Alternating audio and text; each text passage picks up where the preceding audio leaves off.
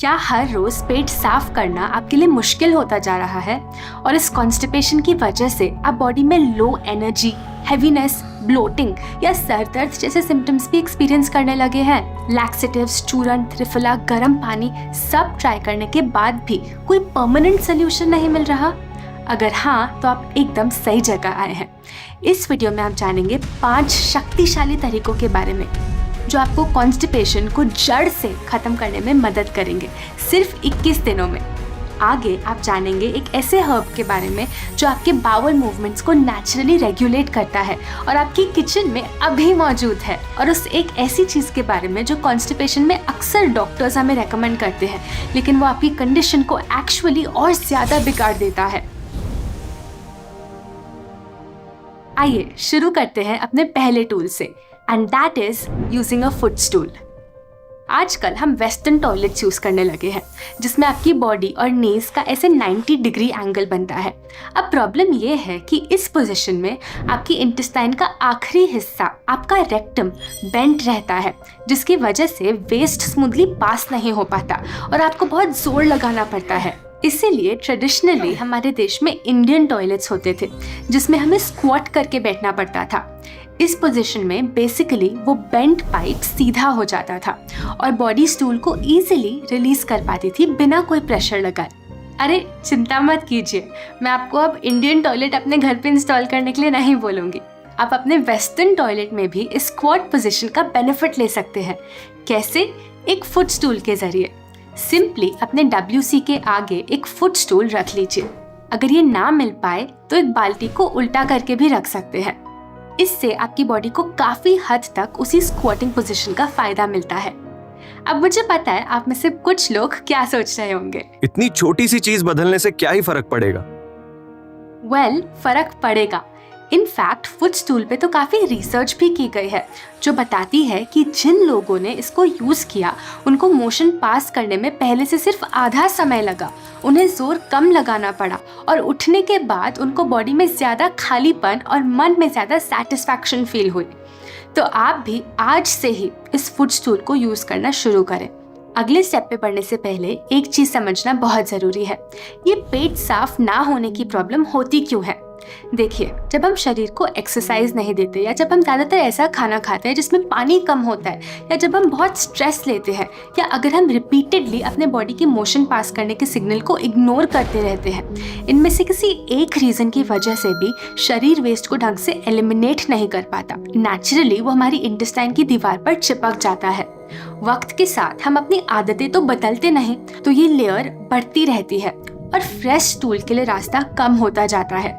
साथ ही हमारी कोलोन यानी लार्ज इंटेस्टाइन के अंदर कुछ डेलिकेट नर्व्स और मसल्स होती हैं जिनका काम होता है वेस्ट को आगे पुश करने का। इंटेस्टाइन की इस मूवमेंट को कहते हैं पेरिस्टाल्सिस। अब अगर अंदर वेस्ट इकट्ठा होता है, ये मसल्स कमजोर पड़ जाती हैं, स्टूल आगे पुश नहीं हो पाता और रोज पेट साफ होना बंद हो जाता है, और इसी को कह देते हैं हम कॉन्स्टिपेशन। मुझे आश्चर्य इस बात का होता है कि काफी लोग कॉन्स्टिपेशन को सर्दी जुकाम से भी छोटी प्रॉब्लम समझते हैं। सोचते हैं पेट ही तो साफ नहीं होता, कोई बड़ी बात नहीं।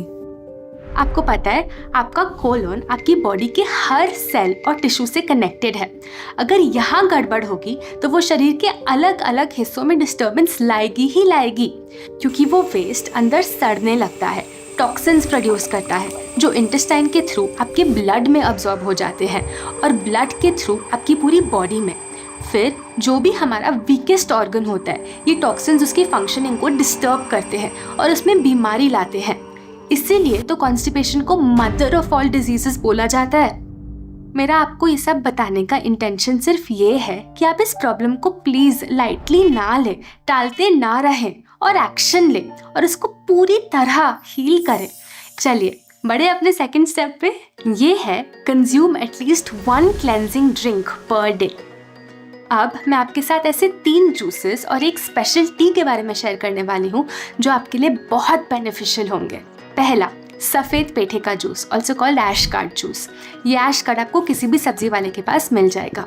छिलका और बीज हटाओ, ब्लेंड करो, छान लो और हो गया आपका जूस रेडी।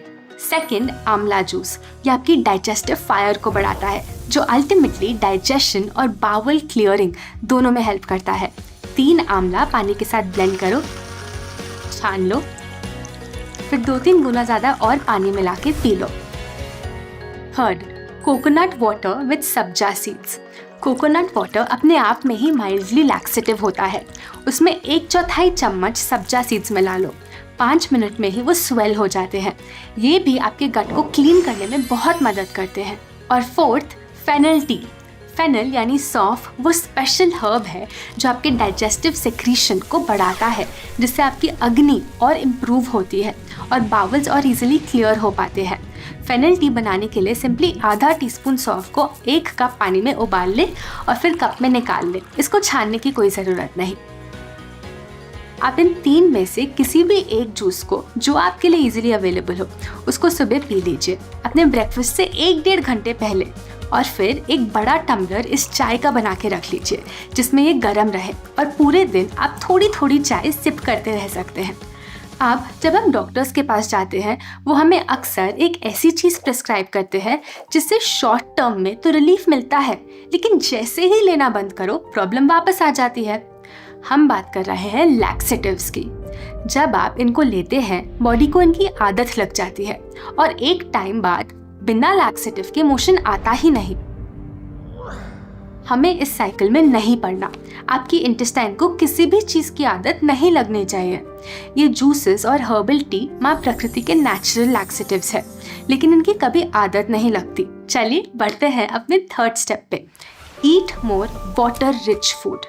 देखिए, फूड्स 2 तरह के होते हैं, वाटर रिच और वाटर पुअर। वाटर रिच वो होते हैं जिसमें रस भरा होता है, जैसे सभी फ्रूट्स, पपीता, तरबूज, खरबूजा, संतरा, सेब, अंगूर, पाइनएप्पल, बेरीज और साथ ही ज्यादातर सब्जियां जैसे टमाटर, खीरा, पालक, लौकी, तोरई, बीन्स, टिंडा।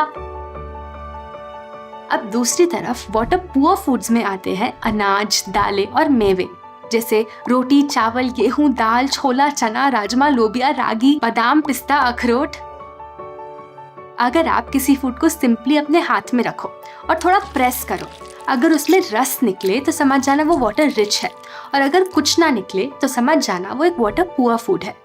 अब शायद आप सोच रहे हो कि वाटर पुअर फूड्स बुरे होते हैं। बिल्कुल नहीं, इनका अपना एक बॉडी में बहुत इंपॉर्टेंट रोल होता है। प्रॉब्लम तब होती है जब हमारा पूरा दिन सिर्फ इन्हीं पे चलता है।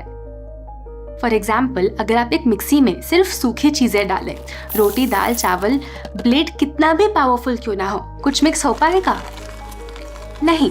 लेकिन वहीं अगर बीच बीच में थोड़ा टमाटर, खीरा और लौकी डाल दो, सब कुछ आसानी से ब्रेक डाउन हो जाएगा। आपको समझ में आया मैं क्या बोल रही हूँ? आपके गट में भी कुछ ऐसा ही होता है। जब आप सिर्फ ड्राई वाटर पुअर फूड खाते हो, सिस्टम उनको अच्छे से और जल्दी से ब्रेक डाउन नहीं कर पाता, उसको निकाल नहीं पाता। दूसरी तरफ वाटर रिच फूड्स वो मॉइस्चर ऐड करते हैं जो चीज़ों को मूव करने में, डाइजेस्ट करने में हेल्प करते हैं। अब प्रैक्टिकली अपनी डाइट को ज़्यादा वाटर रिच बनाए कैसे? पहला तरीका है फ्रूट बेस्ड ब्रेकफास्ट। कॉन्स्टिपेशन के लिए स्पेसिफिकली पपाया सबसे फायदेमंद फ्रूट है, लेकिन हाँ, वो अच्छे से राइप होना चाहिए। ये आपकी बॉडी में प्रोटीन्स को ब्रेक डाउन करने में मदद करता है और हार्ड स्टूल को सॉफ्ट बनाता है। इसके अलावा सेकंड फ्रूट जो कॉन्स्टिपेशन के लिए फ़ायदेमंद है वो है बनाना, लेकिन सिर्फ तब जब आप सुबह एक्सरसाइज करते हैं, वरना ये थोड़ा भारी भी हो सकता है। तो ब्रेकफास्ट में आपको एक बड़ा फ्रूट प्लेटर लेना है और इसको और फिलिंग बनाने के लिए इसके साथ मुट्ठी भर सोक्ड नट्स और सीड्स भी ले सकते हैं। इसेंशियली इडली, डोसा, चीला, ब्रेड, टोस्ट, कॉर्नफ्लेक्स इनकी बजाय फ्रूट बेस्ड ब्रेकफास्ट लेके देखिए, आप दिन में ज़्यादा एनर्जेटिक भी फील करेंगे। दूसरा तरीका, लंच और डिनर में सब्जियों का रेशियो को डबल कर दीजिए। अगर आपके प्लेट में 1 पोर्शन अनाज है, 1 पोर्शन दाल, तो 2 पोर्शन सब्जी को रखिए। बेसिकली आपकी लंच और डिनर की प्लेट कुछ ऐसी दिखनी चाहिए और ऐसी नहीं। तीसरा, बीच बीच में ड्राई या पैकेज्ड स्नैक्स की जगह हाइड्रेटिंग स्नैक्स लीजिए, जैसे फल, खीरे की प्लेट या स्मूदी। इंश्योर कीजिए कि आपकी स्मूदी ज़्यादा मीठी ना हो, वरना आपका ब्लड शुगर स्पाइक हो सकता है। एक और फ्रूट जो आपकी गट को नेचुरली क्लीन करता है और कॉन्स्टिपेशन के लिए बहुत इफेक्टिव है वो है प्रून्स, यानी ड्राइड प्लम, जिसे सूखा आलू बुखारा भी कहते हैं। आप या तो इन्हें ब्रेकफास्ट और लंच के बीच में एज अ स्नैक ले सकते हैं या लंच और डिनर के बीच में। ध्यान रखें आपके प्रून्स बिना शुगर कोटिंग वाले होने चाहिए। ये आपको आराम से ऑनलाइन मिल जाएंगे। अगर ये प्रून्स थोड़े भी हार्ड हो तो उन्हें कुछ घंटे सोख करके खाएं, वरना नॉर्मली ऐसे भी खा सकते हैं, जो आप प्रेफर करें। एक बार में 4-5 प्रून्स खा सकते हैं। इन्हें रोज खाना भी एकदम सेफ है। तो ये है 3 अलग अलग तरीके अपनी डाइट को और वाटर रिच बनाने के लिए। आप फंडामेंटल प्रिंसिपल समझ गए ना? आपको खाना ज्यादा ऐसा खाना है जो रस से भरा हो। सिंपल है। अच्छा, एक बार जल्दी से उन 3 फूड्स के बारे में भी समझ लेते हैं जो आपके गट को सबसे ज्यादा डैमेज करते हैं।